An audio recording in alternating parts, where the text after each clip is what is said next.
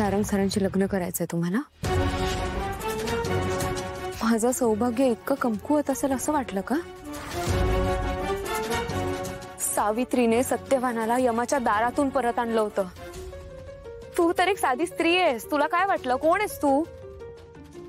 आणि तुम्हाला काय वाटतं, तुम्ही कंपनी हडपता तसं तुम्ही माझं सौभाग्य सुद्धा हडपाल?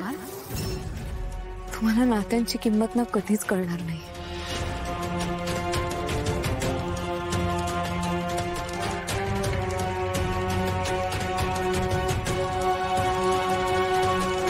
कुठे गेली होती सावली?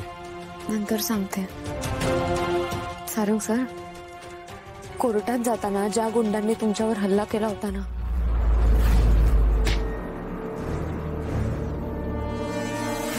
ते गुंड सुद्धा ह्यांनीच पाठवले. काय? नाही, खोटं खोटं बोलतेय ही. काय पुरावा आहे ग तुझ्याकडे? काय बोलतेस?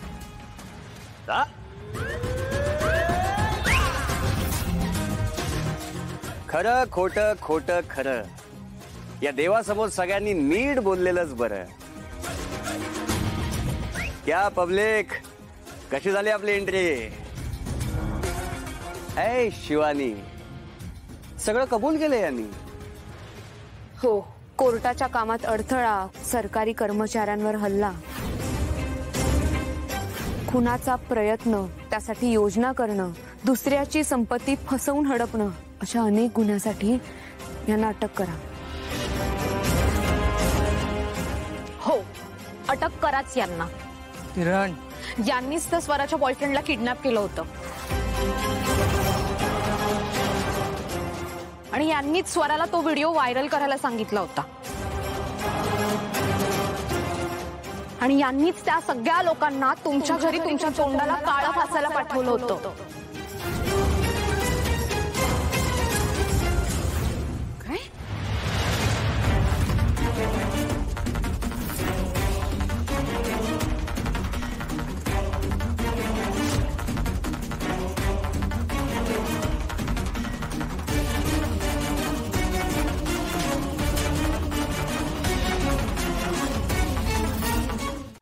संकटाच्या वेळेला खचून जातो आणि तू अशी साधी भोळी संकटाच्या वेळेला अशी खंबीरपणे कणखरपणे उभी राहतेस.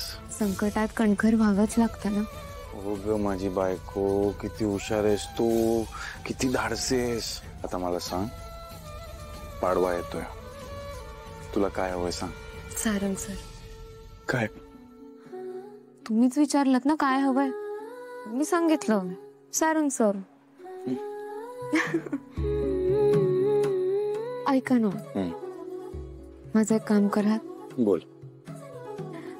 माझ्या घरातलं कोणीच कोर्टात आलं नव्हतं, कारण बाबांनी देवापुढे नवस केला होता, जोपर्यंत तुमची सुटका होत नाही तोपर्यंत ते माझा चेहरा पण बघणार नाहीत. आणि आता ते चारधाम यात्रेला जाणार आहेत, तिथून आल्यावर मग मला भेटायला येतील.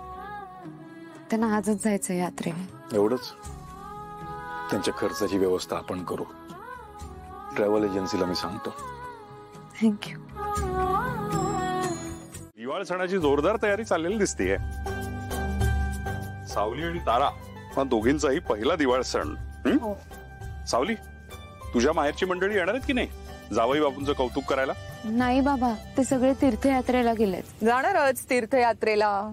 नाही, दिवाळी आहे म्हटल्यानंतर काय गिफ्ट द्यावे लागतील, स्वीट्स द्यावे लागतील, खर्च होईल ना. पैसे असतील तर खर्च करतील, नाहीतर काय दिवाळा निघेल म्हणून गेले असतील.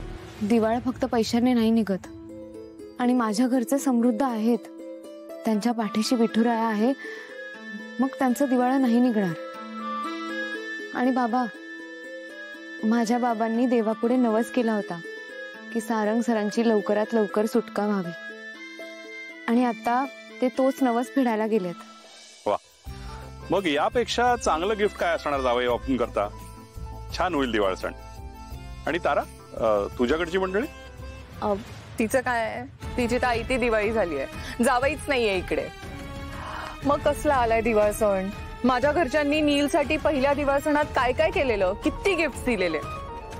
ऐश्वर्या, अगं प्रत्येकाची परिस्थिती वेगवेगळी असते. तुला माहितीये आमचं जेव्हा नवीन नवीन लग्न झालं होतं म्हणजे आमचा पहिला दिवाळ सण, तेव्हा माझ्या आई वडिलांनी यांना काय दिलं होतं तुम्हाला तरी आठवतंय का?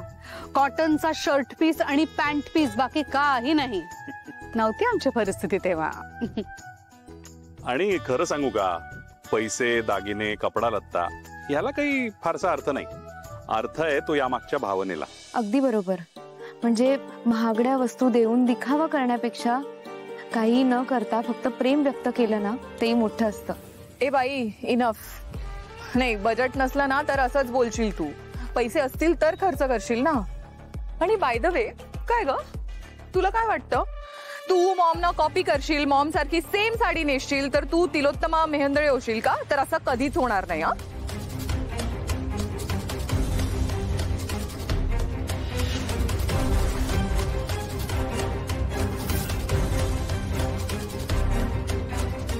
छान दिसतेस तू. Mom, good choice. ते म्हणतात ना, ग्रेट माइंड्स थिंक अलाइक.